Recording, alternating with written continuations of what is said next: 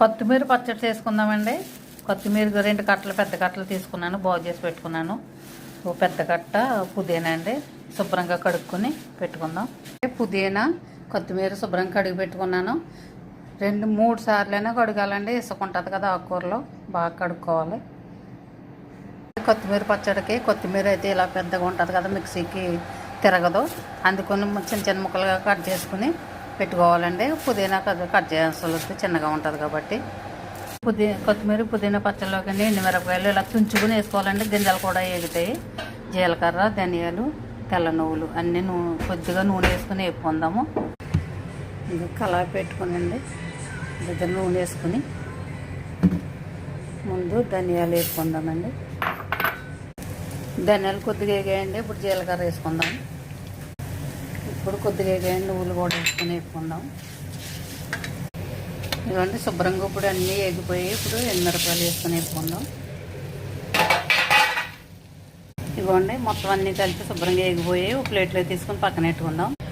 ఈ ఎగిని మొత్తం పక్కన వేసుకున్నాం కదండి, అదే కళాయిలోకి కొద్దిగా నూనె వేసుకుని కొత్తిమీర పుదీనా కడిగి పెట్టుకున్నాం కదండి, అది ఫ్రై చేసుకుందాం. ఇదిగోండి పచ్చి వాసన పోయే వరకు, పచ్చిదానం పోయే వరకు ఇలాగే వేపుకోవాలండి. అవంతా కూడా మనకు కావాల్సిన ఎండుమిరపకాయలు, జీలకర్ర, ధనియాలు, నువ్వులు వేపుకొని పెట్టుకున్నాను. కొత్తిమీర పుదీనా కూడా వేపుకొని పెట్టుకున్నాను. ఇప్పుడు చింతపండు నానబెట్టుకుందామండి. నేను ఎండుమిరపకాయలతో చేస్తున్నాను కదండి, అందుకే చింతపండు వేస్తున్నాను. టమాటా సాస్ వేసుకుంటే పచ్చిమిరపకాయలు వేసుకుంటే బాగుంటుందండి. చింతపండు టమాటాలు వేసుకున్నా కానీ కంపల్సరీ కొద్దిగా చింతపండు వేసుకోవాలి. వేడి నీళ్ళు వేసి చింతపండు నానబెట్టుకుందాం.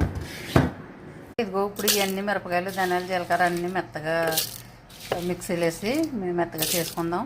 చింతపండు బాగా నానిపోయిందండి, పిక్కలు పీసులు అన్నీ తీసేసి వేడి నీళ్ళు వేసి నానబెట్టుకున్నాను.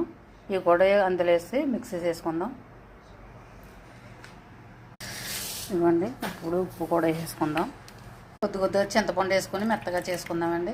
నలిగిపోయిందండి, ప్లేట్లోకి తీసేసుకుందాం. కొద్దిగా కొత్తిమీర వేసుకొని మెత్తగా చేసుకుందామండి. మొత్తం చింతపండు, ఎండుమిరకాయలు, తర్వాత కొత్తిమీర అంతా కూడా మిక్సీలో వేసి ఇలా మెత్తగా చేసుకుని అంతా కలుపుకుందామండి. పులుపుకు తగ్గ చింతపండు, కారం తగ్గ మిరపకాయలు వేసుకోండి. ఇదంతా కలిపి ఉడికించుకుందాం. ఇలా కలిపేసుకున్నాను. నాకు పులుపు కారం బాగా సరిపోయింది, కొద్దిగా ఉప్పు తక్కువైందని కొద్దిగా ఉప్పు వేసుకుంటున్నాను. కొత్తిమీర పచ్చడి ఉడికించుకుందామండి. ప్యాన్ పెట్టి ప్యాన్ వేడి చేసుకుని నూనె వేసుకుందాం. నూనె కొంచెం ఎక్కువే పడుతుందండి పచ్చడికి. నూనె వేడి ఎక్కిందని జీలకర్ర వేసుకుందాం. జీలకర్ర వేగిందండి, ఎల్లుల్లిపాయలు వేసుకుందాం. కరివేపాకు వేసుకుందాం, కొంచెం ఇంగు వేసుకుందామండి. ఓకే, పచ్చడి వేసుకుందామండి. ఇలా పచ్చడి నూనె పైకి వచ్చే వరకు ఇలా ఉడికించుకోవాలండి. పచ్చడి అయిపోయింది. నేను పప్పులో